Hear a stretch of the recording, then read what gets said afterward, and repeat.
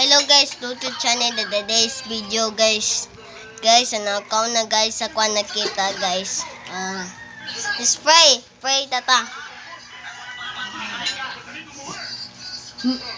Ano mo papa magwig ang boko makita ay.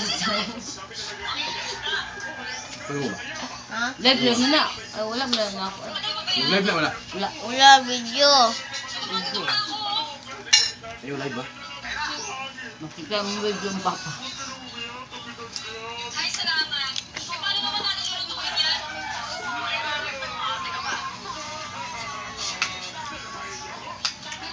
Kwan.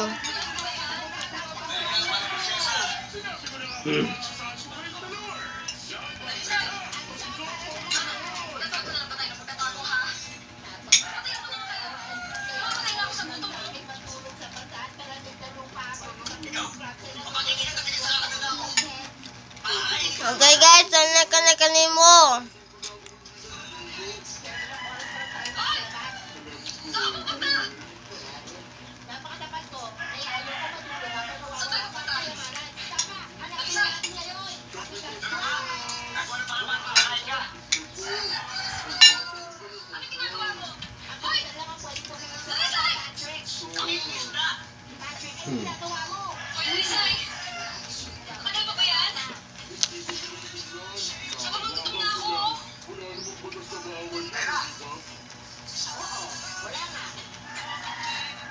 Sa kanya, lagi sumusunod sa atin. Basta ang alam ko, lagi pa rin siyang nakasunod sa atin. Malagay ko gumagamit siya ng biyakokan. Bago na bago yun. Tama na to. Jesus tells us not to worry about what. Nakita mauna ko na ulog. Aren't those things about basic survival? Do not worry about your life. Says, but that sounds irresponsible, if not ridiculous. So let's see.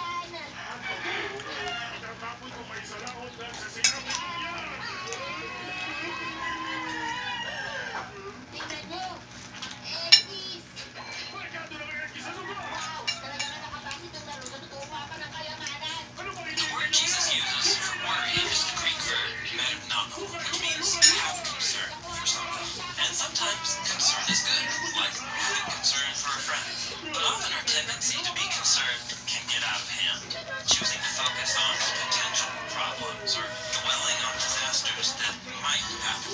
When we obsess over things that are beyond our control, like rain for our crops, Nakita na pa kanya silong na kwan gnawing ache can develop in our gut, and that ache will not help us live longer, and it won't bring peace or security. It only steals the joy out of the life that we do have right now. Jesus wants to free us from that gnawing ache of worry by redirecting our attention to God's trustworthy character. Notice the verbs, he says. They do work, and they build nests and gather seed, but it's God who provides everything.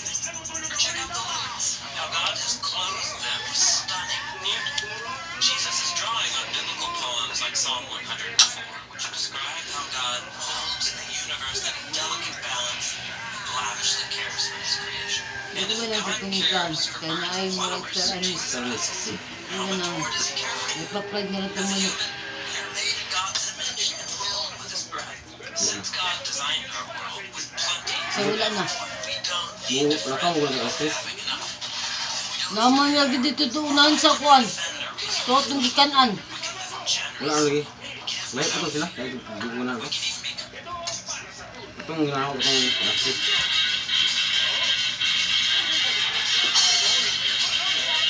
Tunyag bibi.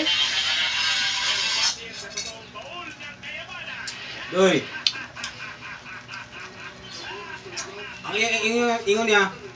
Karon ko sa hapon, pero akong pagtanaw ko niya, murag mahuman na gito siguro karon mga auto, ana.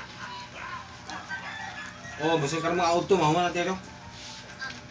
Oh. Basta karon adlaw mahuman. Oh.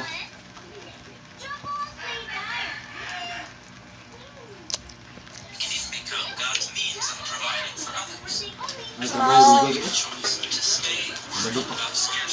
Sino karon? Awat lang guys, ano ko ninong tubig. invites us to take to be Guys, ano kanimo? Nakwan. Focus on potential Meron. problems or dwelling on disaster. Ang video na ko nakita naman ako nakita ako si Orly Estete Sususalino. But knowing Nakita na nabragi na sa Ginoo. will not help us live longer. And if Salamat sa na video. Sa ko na like ka po. Nako nakita na comment ka nakita sa Ginoo. Salamat sa Panginoon Diyos. Nakita sa Ginoo. Thanks watching.